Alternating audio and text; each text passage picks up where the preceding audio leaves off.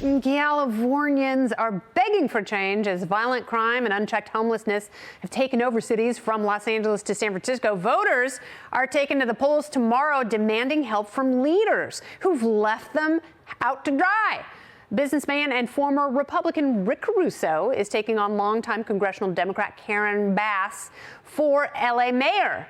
What seemed like a surefire win for Bass over the summer has shrunk to a toss-up race. They're just 4 points apart. Celebrities including Elon Musk, Kim Kardashian, Chris Pratt, Snoop Dogg, all supporting Caruso as the only hope to fix LA's devastating decline, and that decline is real. Have liberals lost their grip on one of the country's bluest cities? Joining me now, Republican California Congressman on the House Judiciary Committee. He likes to drive through LA. He doesn't like to stay there very long, and who could blame him? Darrell Issa is back. Welcome back, Congressman. Well, technically, I could be considered a homeless person when I go through LA because I'm parked on the road for such a long period of time.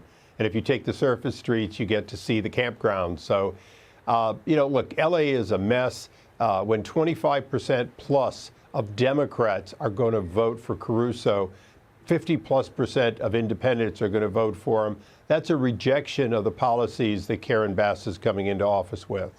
So what are the implications if Caruso actually wins? Because, he was down by double digits just a couple months ago, and now here he is within striking distance. He just had a giant $13 million push this weekend, taking his message directly to voters. Does he have a shot tomorrow?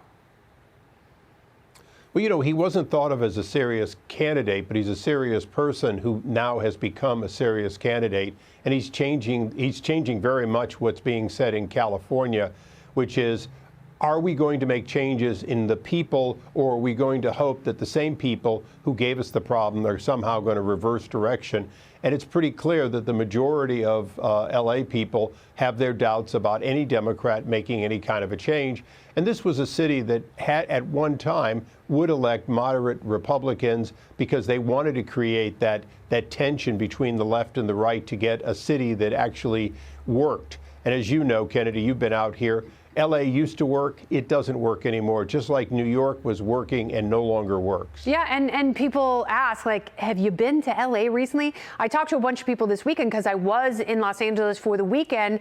And, most of my friends there are Democrats, and they are completely fed up with it. And all of the people I talked to, and I talked to some pretty hardcore libs, they said they're voting for Caruso because the city is unmanageable. And places like great neighborhoods where you used to be able to get out, walk around, go have dinner, go to a couple bars afterward. You can't do that anymore because it has been literally taken over by homeless encampments. And, the LA County Sheriff tries to move some of those encampments and they just pop up a couple blocks away. You've got the city council who's not really doing anything. The ACLU is filing lawsuits on behalf of the homeless. And the establishment is just delighted, throwing people away, not really helping them get off the streets. And there's no communication with different social services to really address what's going on.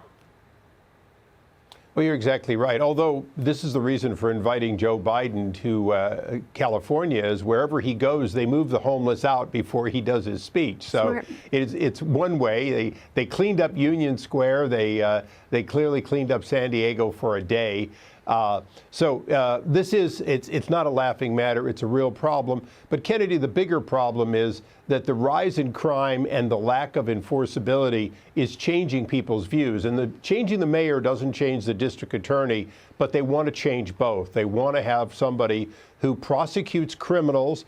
And look, criminal justice reform started off as a bipartisan effort to be balanced and fair, but you've got to have enforcement. I was at Costco yesterday, and while I was there, somebody took off with a cart of $950 or so right out the side door into a waiting car.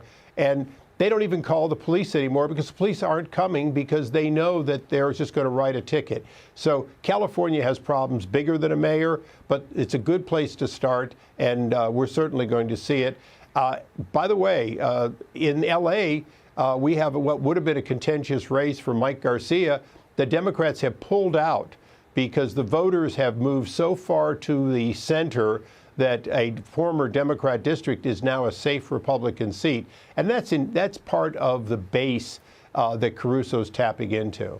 Yeah, he's tapping into anger. He's tapping into people who, like the parents who now went school choice, they weren't a political bloc a couple years ago. Same thing with people who live in cities who are being overrun with crime and homelessness. They just want some rationality, but you have the cops who were sandwiched in between mayors who hate them and DAs who aren't going to charge anyone. And, to your point, why would they respond to every single call when they know, especially with the shoplifting and stuff like that, no one's going to do anything and these people are going to be out on the street to reoffend within a few hours. Congressman Issa, we know you're also up for re-election tomorrow. Good luck with everything. Thank you for being here tonight. Thank you so much. See you after re-election. All right. I can't wait.